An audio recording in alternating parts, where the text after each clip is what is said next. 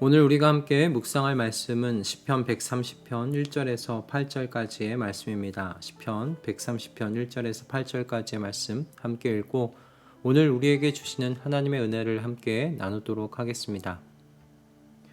주님, 내가 깊은 물속에서 주님을 불렀습니다. 주님, 내 소리를 들어 주십시오. 나의 애원하는 소리에 귀를 기울여 주십시오. 주님께서 죄를 지켜보고 계시면 주님 앞에 누가 감히 맞설 수 있겠습니까? 용서는 주님만이 하실 수 있는 것이므로 우리가 주님만을 경외합니다. 내가 주님을 기다린다. 내 영혼이 주님을 기다리며 내가 주님의 말씀만을 바란다. 내 영혼이 주님을 기다림이 파수꾼이 아침을 기다림보다 더 간절하다. 진실로 파수꾼이 아침을 기다림보다 더 간절하다. 이스라엘아, 주님만을 의지하여라. 주님께만 인자하심이 있고 속량하시는 큰 능력은 그에게만 있다. 오직 주님만이 이스라엘을 모든 죄에서 속량하신다. 아멘.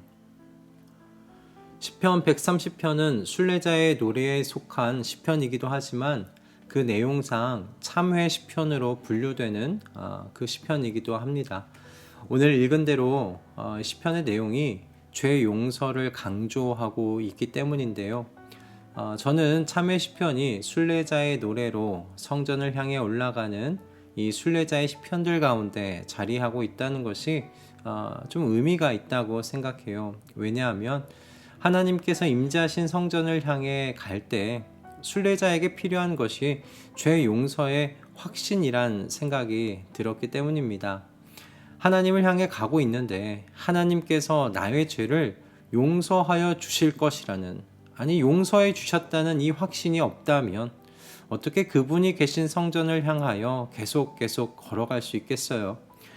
130편의 시인은 그런 의미에서 자기 자신이 죄인이라는 자기 인식과 함께 하나님께서 주실 죄 용서의 메시지를 간절하게 기다리고 있다는 걸 이 시를 통하여 고백하고 있어요. 시인은 1절에서 내가 깊은 물속에서 주님을 불렀습니다 라고 말하고 있는데, 여기서 깊은 물속은 시편 23편의 사망의 음침한 골짜기와 비슷한 표현입니다. 구덩이, 계곡, 진흙탕과 같은 이런 이미지는 어떤 종류의 고난을 나타내는데 많이들 사용되는 이미지들이죠.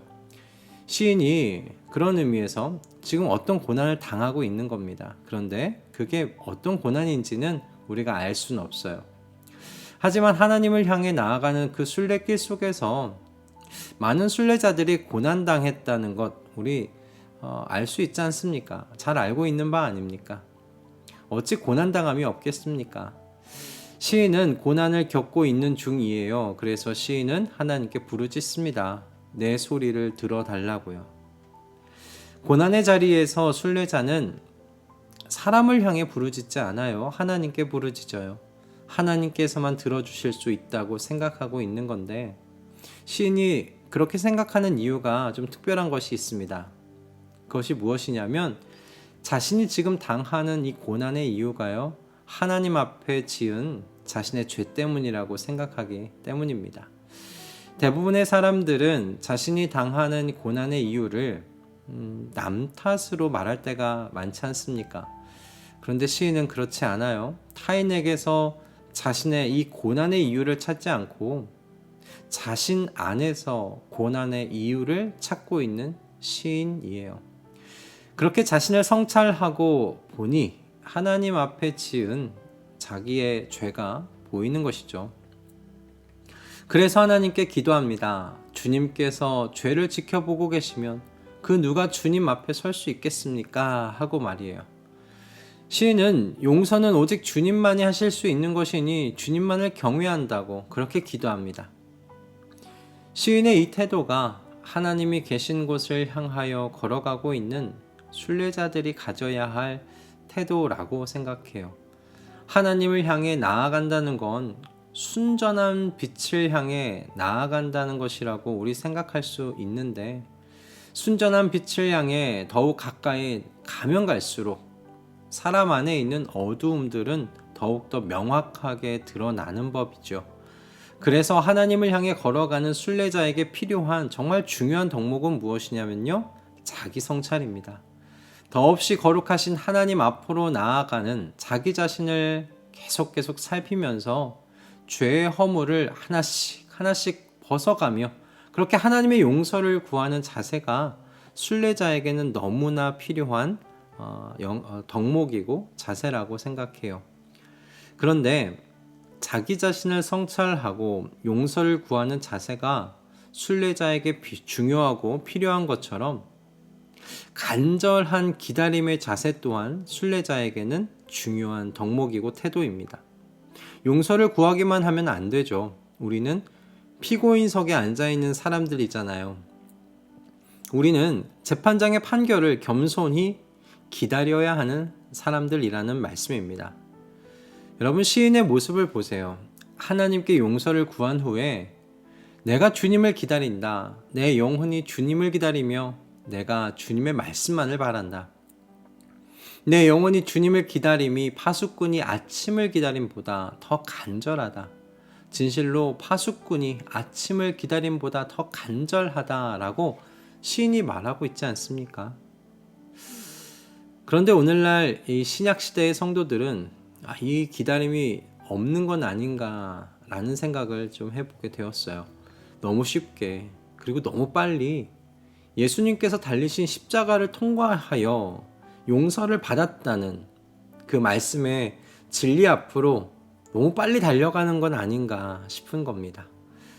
그래서 용서 받았음에 대한 감사와 이 기쁨을 누리길 낮은 물가에서 물장구 치는 수준 속에서만 경험하고 누리고 있는 건 아닌가, 그런 생각이 드는 것이죠. 우리는 용서를 구할 나의 죄의 무게를 좀 충분히 느낄 필요가 있다고 생각이 들어요. 그래서 이 죄를 해결해 주실 분이 정말 하나님 한 분뿐이시구나. 그리고 그 하나님께서 우리에게 주시는 이 죄의 용서, 이 은혜가 정말 그리 가볍지 않은 것이구나 라는 것을 매일매일 더 깊이, 더 깊은 수준에서 깨닫고 알아가야 하지 않는가 생각이 듭니다.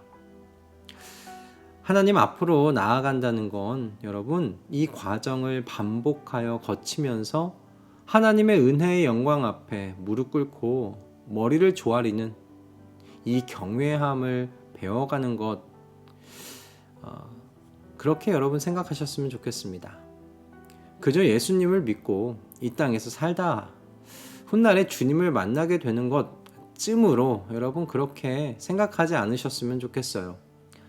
우리는 나그네의 길을 걸어가며 우리 자신의 죄를 더 깊이 들여다보게 돼요. 내가 그 자리에, 그 나라에, 그 하나님께서 계신 그 성전에 어울리지 않는 사람이라는 여러분 그 민낯을 보게 되는 것이죠. 그러면서 우리의 모든 죄를 용서하여 주시는 하나님의 이 은혜의 영광을 더 깊이 들여다보게 되는 겁니다. 어제, 그리고 오늘, 그리고 미래의 모든 죄를 예수 그리스도 안에서 깨끗하게 씻어주시고 용서해 주시는 하나님의 은혜의 깊이와 너비와 높이를 점점 더 깊이 경험해 가고 그 은혜의 무게 앞에서 하나님 경외하기를 배워가는 것, 저는 그것이 나그네의 길이라고 믿습니다. 그래서 이 아침에 시인과 같이 기도하게 돼요. 주님만을 의지하는 나그네가 되게 해주십시오 라고 말입니다. 내가 아는 이 죄의 무게를 감당하실 수 있는 분은 오직 여호와 한 분, 하나님 한 분밖에 없습니다. 그래서 용서를 구할 분도 제게는 하나님 한 분 외에는 없습니다. 그리고 무엇보다 나그네요, 순례자인 우리에게 은혜의 소식인 것은 하나님께서 우리를 용서하시는 하나님이시라는 이 사실입니다. 누구든지 하나님에게로 나오는 자를 하나님께서는 용서하시고 받아주십니다. 그래서 하나님의 은혜를 알게 하시고 하나님을 경외하게 해주십시오. 그렇게 이 아침에 기도하게 됩니다. 그리고 우리가 같이 이와 같은 내용으로 하나님 앞에 기도함으로 이 하루를 시작했으면 좋겠어요. 여러분, 하나님 앞으로 하루하루 우리 가까워져 가고 있습니다. 그렇게 하루하루 가까워질수록 우리의 내면이 시인과 같이 준비되어 가기를 기도합니다. 끊임없이 죄 용서의 은혜를 묵상하며 하나님의 은혜의 영광 앞에서 하나님 경외하기를 배워가는 우리의 남은 여생 되시기를 주님의 이름으로 축복합니다. 기도하겠습니다. 주님을 향해 나아가는 순례길 위에 있는 우리에게 죄 용서의 확신을 가지고 주님을 향해 걸어가게 해주셔서 감사합니다. 주님께서 주신 이 죄 용서의 확신을 가벼운 것이 되지 않게 하여 주시옵소서. 이 죄 용서의 은혜가 가지는 무게를 우리의 영혼이 알고 느끼게 하셔서 주님을 경외하는 것이 무엇인지를 깨닫고 알아가는 이 하루하루가 되게 하여 주시옵소서. 우리의 모든 죄를 완전히 용서하여 주시는 하나님의 영광을 찬양하며 우리 주 예수 그리스도의 이름으로 기도드립니다. 아멘.